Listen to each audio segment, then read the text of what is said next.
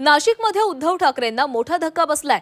शिवसेना उद्धव बाळासाहेब ठाकरे पक्षाचे नवनियुक्त महानगर प्रमुख मामा राजवाडे हे भाजपच्या वाटेवर आहेत। मामा राजवाडे आजच भाजपमध्ये प्रवेश करणार आहेत। शिवसेना उद्धव बाळासाहेब ठाकरे पक्षाचे उपनेते सुनील बागुलही हाती कमळ घेणार असल्याचे कळतंय।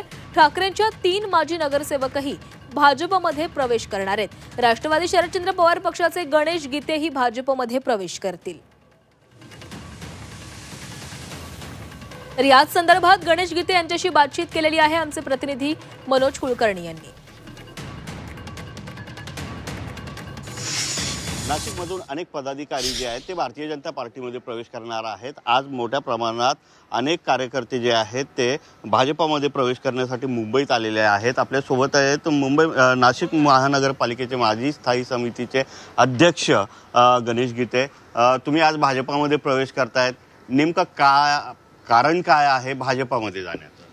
नाही, मी भारतीय जनता पार्टीमध्येच यापूर्वी 10 वर्ष काम केलेलं आहे। मी भारतीय जनता पार्टीमधनंच नगरसेवक पण होतो, 2 वेळेचा स्थायी समिती सभापती होतो, नाशिक जिल्हा मध्यवर्ती बँकेला पण मी डायरेक्टर होतो आणि आजही नाशिक मर्चंट बँकेवर डायरेक्टर आहे। नियोजन मंडळाचा पण भारतीय जनता पार्टी तर्फेच सदस्य होतो।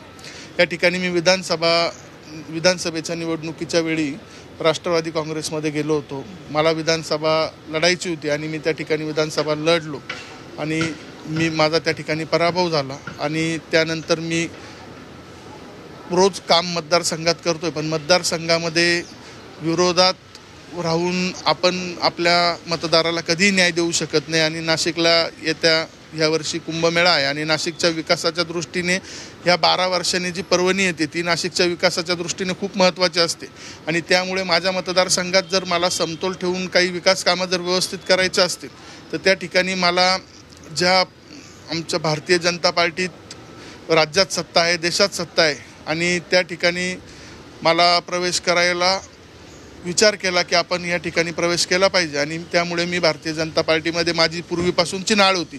त्यामुळे आमचे नेते असतील, लक्ष्मण सावजी साहेब आहे, बाळासाहेब सानप आहे, त्यानंतर विजयजी साने साहेब आहे, यांनी मला परत एकदा आमच्या पक्षश्रेष्ठींकडं आपल्या राज्याचे मुख्यमंत्री देवेंद्रजी असतील, माझे नेते गिरीशभाऊ महाजन असतील, यांच्याकडे परत एकदा नेऊन आमच्यात कुठेतरी समतोल साधला आणि त्या ठिकाणी आत्ताच आपल्या शिवसेनेचे महानगर प्रमुख, जिल्हा प्रमुख होते आमचे सुधाकर भाऊ बडगुजर आणि त्यांनीही भारतीय जनता पार्टीत प्रवेश केला, तेही आता माझ्यासोबत आहे आणि तसेच आमचा मित्र प्रशांत जाधव असेल, निलेश बोरा असेल, या सर्वांनी आमच्यामध्ये कुठेतरी समतोल साधला। त्या ठिकाणी आमच्या आमदारांनी पण मोठ्या मनाने त्या ठिकाणी सांगितलं की भाऊ तुम्ही घ्याल तो निर्णय मला मान्य आहे, त्यामुळे मी भारतीय जनता पार्टीत परत एकदा जाण्यात तयार झालो।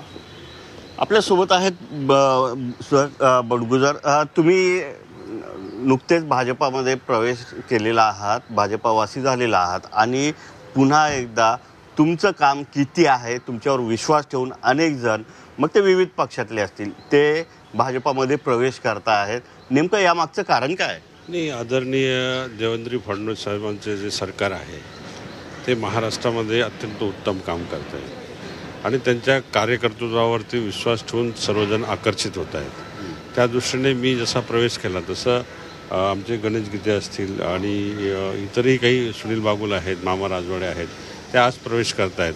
परंतु महाराष्ट्रामध्ये जसं देवेंद्रजींचं नेतृत्व आहे तसं केंद्रामध्ये मोदी साहेबांचं नेतृत्व आहे आणि त्या विकासाच्या कामाला विकासभिमुख कामं करत असल्यामुळे जनता खुश आहे, नागरिक खुश आहेत आणि नाशिकमध्ये जे स्थानिक नेतृत्व आहे, आमचे सावजी साहेब असतील, साने साहेब असतील, बाळासाहेब असतील, हे सर्वजण एकजुटीने एक दिलाने काम करतायत म्हणून हा रिझल्ट बघायला मिळतो आहे आपल्याला नाशिकमधनं। म्हणून भारतीय जनता पार्टीमध्ये सर्वांचा कौल त्या बाजूने झालेला आहे। एकतर्फी निवडणूक करण्याच्या दृष्टीने हा निर्णय अतिशय महत्त्वाचा आहे। संजय राऊतांनी एक एक्सवर पोस्ट केलेली आहे की कुठेतरी दबाव आणला जातोय पोलीस केसेस करण्यासाठी म्हणून म्हणा किंवा आरोपी म्हणून आणि त्याच अनुषंगाने हे सगळे पदाधिकारी भाजपामध्ये जात आहेत। नाही, त्यांच्या बोलण्याला काही अर्थ नाही।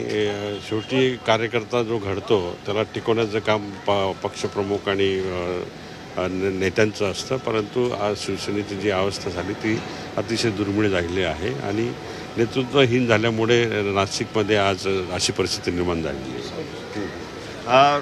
तुम्हाला काय वाटतं?